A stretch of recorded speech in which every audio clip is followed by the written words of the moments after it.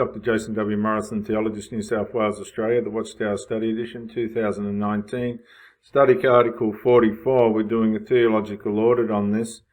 And we haven't got, it's taken 2 presentations, and I haven't gotten past the first line in context to how the Jehovah Witnesses treat people that don't suit their beliefs. You get into all this trouble with shunning. But the scripture they're quoting on the subject of build strong friendships before the end comes is, a true friend show loves at all times. But that doesn't seem to be the case in the Jehovah Witness organization, as we'll see in the following presentation. So please watch and enjoy. I don't mind referring out to other videos. I mean, the people that have experienced it know more about it than what I do. But for now, we'll turn to the following video. Hello everyone. Hello everybody. I'm being mauled to death at the moment, so you have to excuse me. We've got a little beast in the house. It's not ours, but no, it's not ours. We're dog sitting. Look at this little fella. Puppy. He's got loads of extra skin on here. He's a little French bulldog. Little Frenchie. Hello. And his name's Winston. It is Winston, yeah. Hello, Winston. He's bottom of the, what's he calling it? Food chain. The food chain. Shark bait, yeah, Mark calls him. He's He's 8 weeks and he's gorgeous, but he's going through that. I want to chew everything in sight. So Auntie Charlotte's going to be to the rescue. It's our daughter Sophie's puppy, and she's at work today. So we're looking after him. So she's going to there we are. come and take him, Auntie Charlotte. Take him away. You probably come around that way, babe Bella, so I can't reach you. So there we go. Say hello. Say hello. So he's now world famous. There you go. Off you go. Hello, Auntie Charlotte. Yeah. Bye bye, Mummy. Well, we thought we'd come on today. Bye bye, Grandma. To talk about an incident that happened going back quite a long time ago now, but there's a bigger picture to this, so we'd like to share it with you. And really, if we can just take you back to a few months after we were disfellowshipped, and we'd been disfellowshipped. I think it was, I don't know, I'm taking a guess now. Months. It must have been like 6 months. Because I think we had been disfellowshipped in the September. And I think that this was happening at the beginning of the following year, wasn't it? Because he'd gone through, what was ironic is he'd actually gone through a Christmas. It was many months. Yeah, many months. Of being disfellowshipped. Of course, although we were disfellowshipped, we went to every meeting, and we made sure we didn't miss any meetings. We were always the last to get in there and the first to leave, so we didn't interrupt anybody. And that was going to be our play until such times as we were reinstated. Anyway, this particular incident is about a lady called, what should we call her? Mrs. D. Mrs. D. We'll call her Mrs. D. I'm not going to name her because it's not... No, but at the same time, you can't relay personal experiences without relaying the involvement of the ones around you at the time. Yeah. So when we're talking about experiences, because we were Jehovah's Witnesses, it's very difficult to tell your experiences without having to bring other people into it. Yeah. So we will not tell you her proper name, but we'll call her Mrs. D, and she knows very well who this person is. She'll watch the video of whoever she does, or even ones who know us will go, oh, do you know who this is about? Because they're all full of gossip and intrigue, so they'll want to watch it anyway. But they will.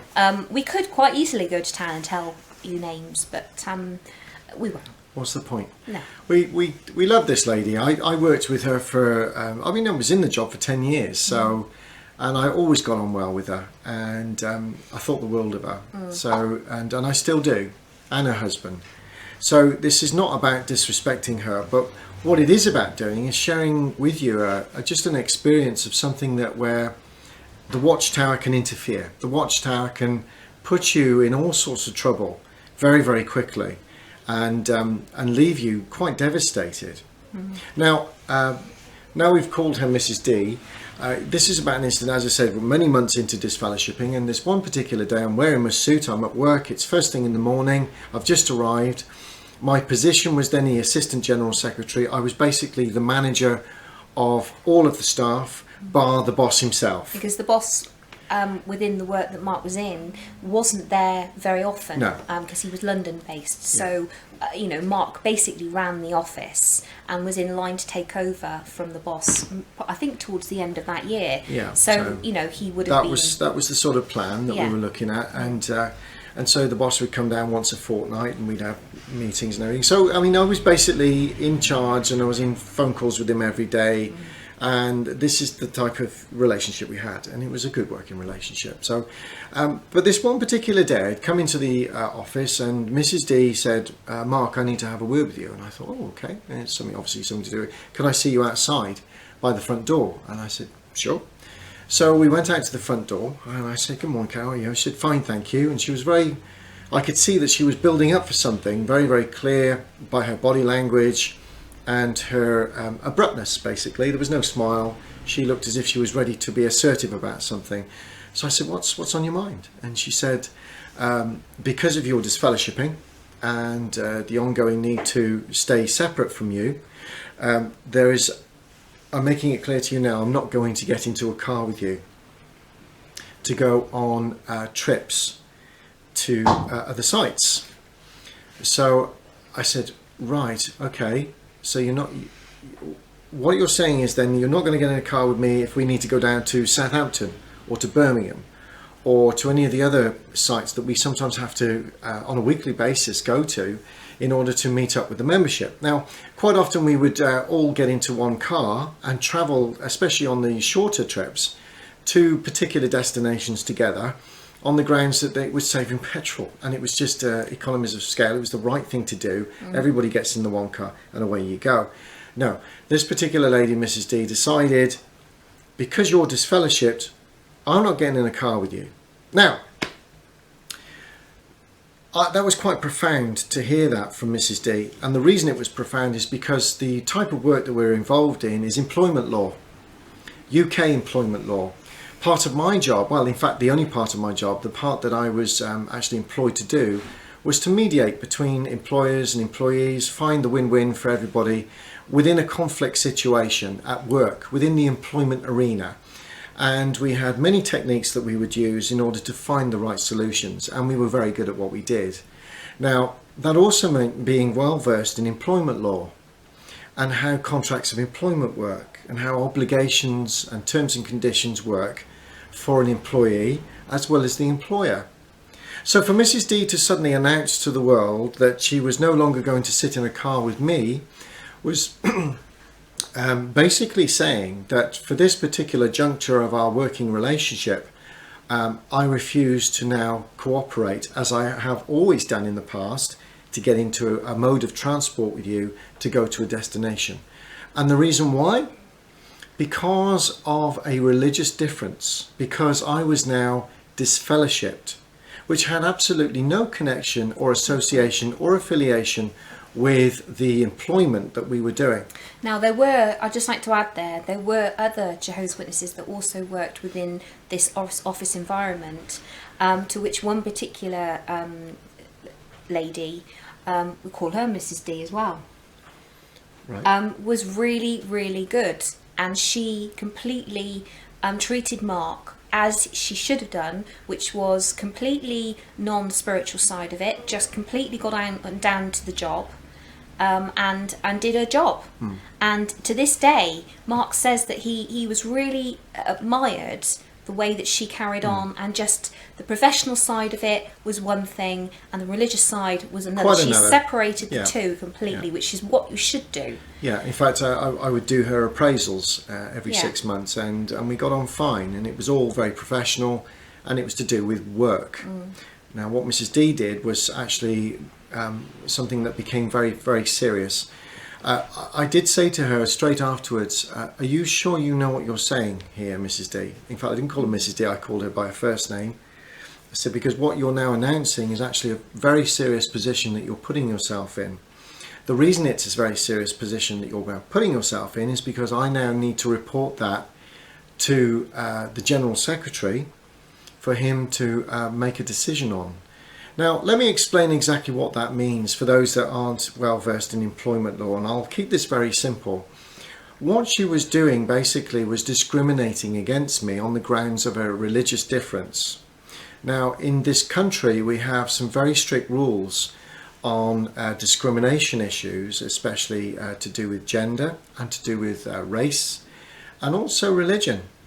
So to go down this road and for this particular trade that we're in to be supporting that, for the boss to be supporting that, would actually make him vicariously liable for any actions that then occur as a result of her decision to remove herself from the workplace, and the workplace being a mode of transport in order to get there.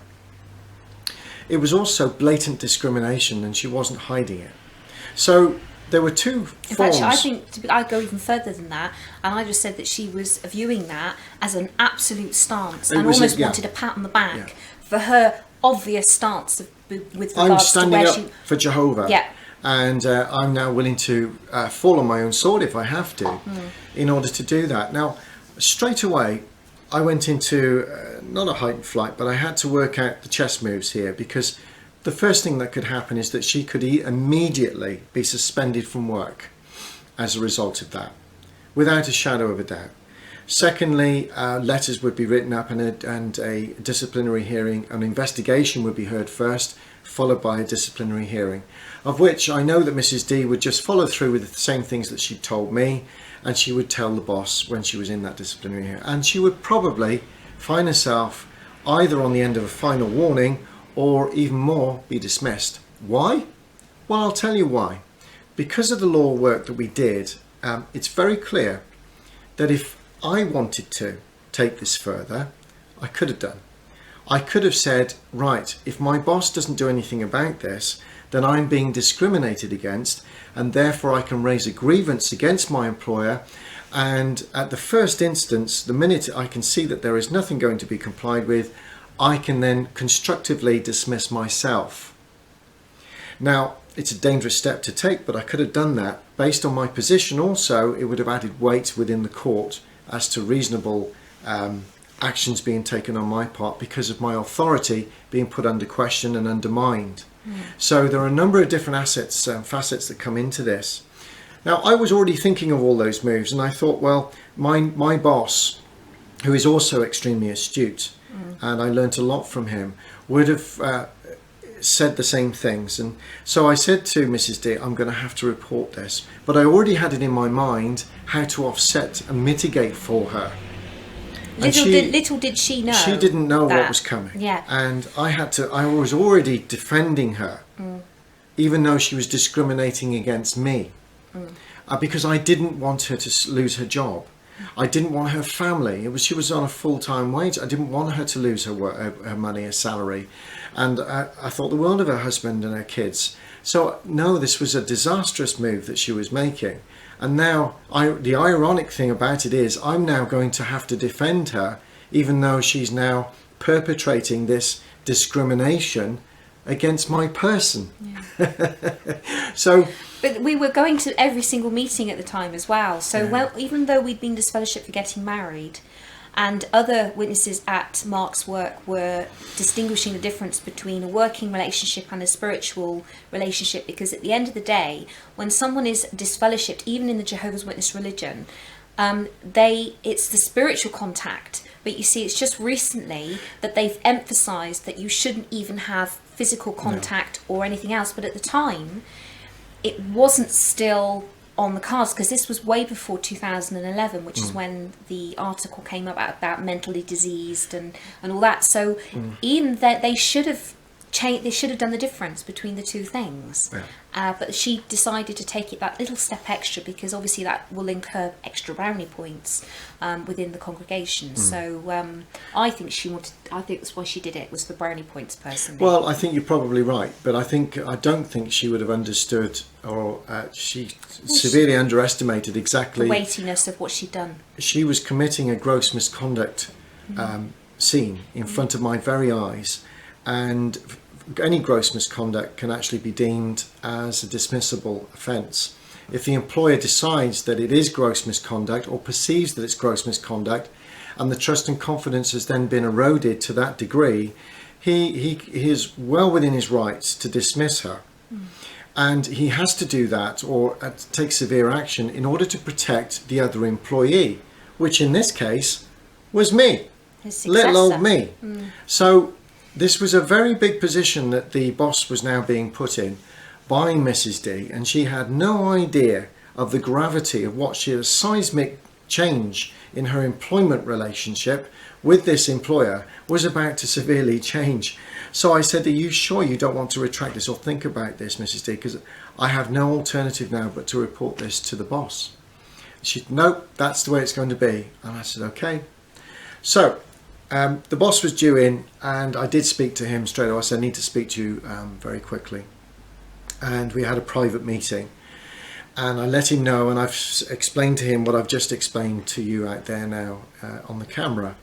He sat very quietly, as the boss always does, thought about very quickly. I could see his mind working, all of the different chess plays going on, and said, that's it, she's sacked.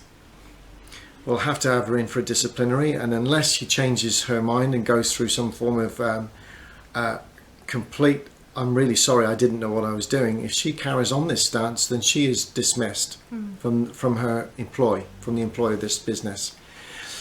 With that, her manager was brought in, who I also got on very well with, and I then had to explain to her manager.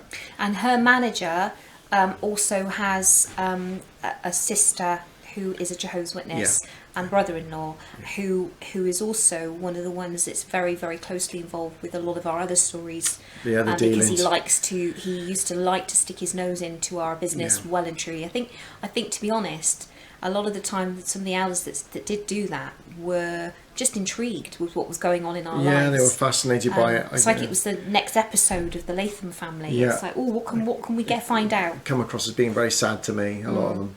But anyway, so she understood the witness side of it. That's what I wanted to say about she that. did, but she was shocked. Mrs. S was shocked at exactly because she wasn't aware that this was about to happen. So we had that discussion. We said, well, there's going to have to be a meeting. She's going to, and a letter was written to her. The boss said, well, we need to suspend her straight away. And I said, no, don't do that. Please, don't do that to her. I'm asking you not to do that to her. And he said, well, I'm going to need another witness here for you to, because this needs to be witnessed what you're saying to me. I said, absolutely. So we got her manager in, and I said to Mrs. S, look, make sure that this, if she's going to have to go through a disciplinary because of what she's done. I do not want her sacked, and I certainly don't want her suspended. I just want her to be left alone, but with obviously a very serious warning if she doesn't retract what she says. And an understanding of what it why is and she's the done weightiness, it. she said. Yeah. She's gone too far, and she has discriminated against me. Anyway, the meeting was held, and she had a very serious warning added to her her file. And that was, and she wouldn't change her mind, so she was put through that.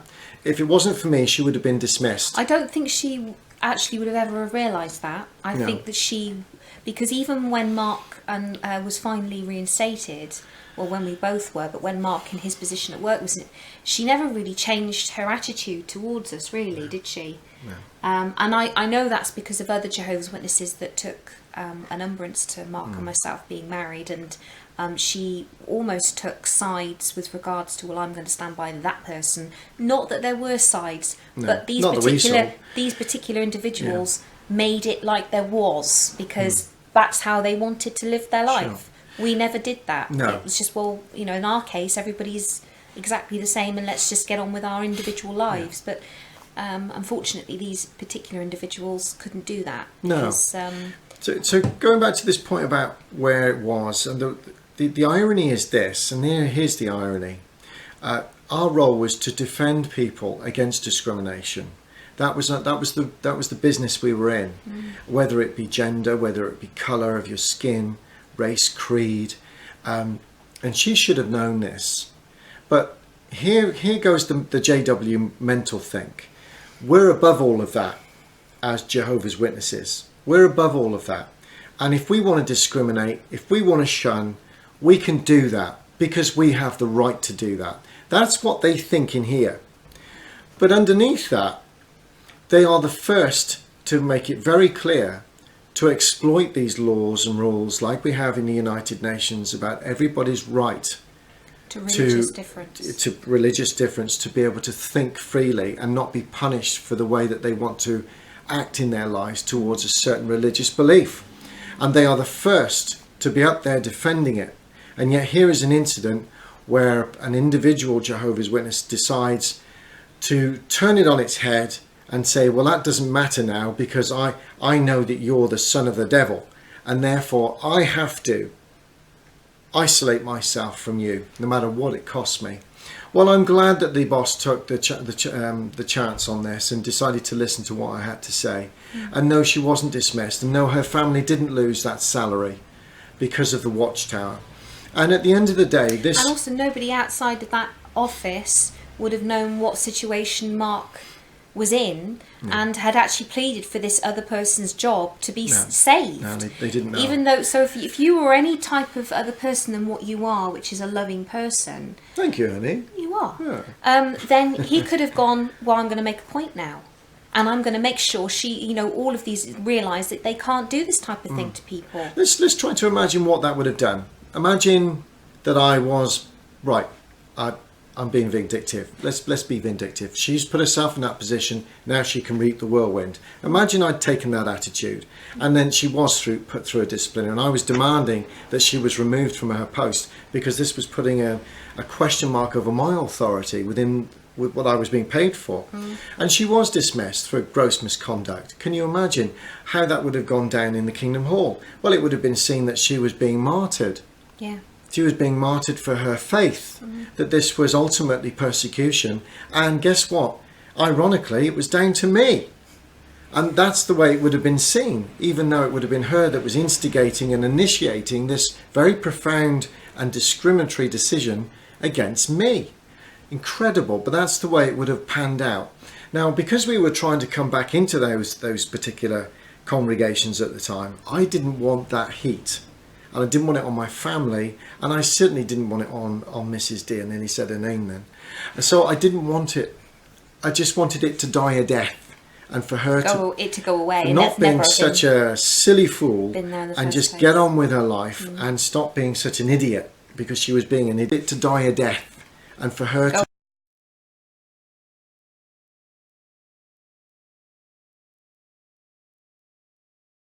it to go away. For not being such a silly fool and just get on with her life and stop being such an idiot, because she was being an idiot on this day. She really was. And luckily, fortunately, it all turned out for the best. Now, can I just say a couple of things about this particular lady? I know an awful lot about her family life, which I'm not going to go into because that's her business. But what I will mention, because it has a lot to do with the office, is this is somebody who wants to make an obvious stand for her faith. But come Christmas, when the end of year do happens at the work environment, she's the first one to put Christmas carols on in the office. Yes, you are, Mrs. D. Now, she's the first one to put the carols on. You did enjoy the Christmas carols, didn't you? Would she do that in her own home with an elder coming round? I don't think so. No. But she'll quite happily put them on in the office and be happy with them on in the office. In fact, we used to have an end of year do, as we call it. Because there was a few witnesses that worked there. So it wasn't called a Christmas do. It was called an end a Winterval. I think we called it a Winterval or something. Wintervals, anyway. It's the same thing. We were breaking up for Christmas, and so we'd have all this food laid out, and everybody... What do they think Christmas is? It's part of the celebration of the... I tell you. It's just, we won't call it that, but we'll still celebrate it. Well, I think there are lots of examples in the Bible about that sort of thing, aren't there? When it comes to watering something down just a little bit. Yeah. But anyway. But it just makes me laugh, the fact that her stance would be so rigid and martyrdom. Martyrdom. Thank you. A martyrdom on that side of it, but when it came to things like Christmas, that's okay though. Yeah. Well, you can't do that. And you can't do that division between one thing and another. You're either all one way or all the other. You can't be on that fence. This is what we're getting at with the JW mindset, the psyche that goes on. You make judgments in your own head as a Jehovah's Witness that I can get away with that, but I'll stand and I won't take that fraction, and I'll let my child die over there, but then I'll have Christmas over there, albeit in a different form. And these little quirks that come in, I'll get drunk every weekend, but I won't take blood. You know, you can see where they get so twisted, where the religion doesn't help the individual to come through with some clear mental arithmetic, really, on the equations of life. And so they will radically make these decisions. And of course, we know through history now, the Watchtower has a habit of putting brothers and sisters in positions where they end up being discriminated against, and needlessly, because of certain situations in certain countries. Just one example, isn't it, love? But it's just a personal experience, yeah. We wanted to share it. I said to Mark, I said it was one that I think he should share with everybody out there, because we've been in so many different situations throughout our life for different things, and that one, it just made me so, like, I just head shaky in the sense of just why she could be one way with one thing and then another. And as I said, at the time we were attending every single meeting, showing, and it was still in the same congregation as this particular sister, and yet the one that was actually okay at work was in a different congregation in the same hall. But she took it that, so she didn't know that we were going back to every meeting and making a right from the off a chance to come back and an opportunity to come back. I'm so glad that happened to us, because it gave us an opportunity to see the religion from an outsider's point of view. Going to that hall and being ignored like we were, we were like flies on the wall. You know how sometimes you look at situations and go, I'd have loved to have been a fly on the wall. We were, and because of that, we were able to look at situations very differently to what you are when you're a member of the congregation being love bombed. So, you know, I thank them for disfellowshipping us. But it goes to show that the shunning is very real, but also here was a classic case of so-called worldly people seeing it in action. And in this case, because the law of the land said you can't discriminate against people, she was about to be dismissed. And it ironically took the so-called disfellowship one to save her from being dismissed. The very one that she wanted to shun, the very one that she thought was a hateful character and needed to stay away from. So I hope she does watch this. I share this to the outside world with love for this lady and her husband, who I think the world of. And I hope that they see it for what it is. Sometimes we all learn hard lessons, and for me this is how I saw it, and those are the facts in our employment. So there we go. There we go. So we're going to say goodbye for now. Thank you for listening. Another video that this can come on to regarding finances and things like that, but we'll do a part 2, I think. Yes. Because otherwise it would be far too long. It would. Okay, we'll say bye-bye for now. Thanks very much for listening. We'll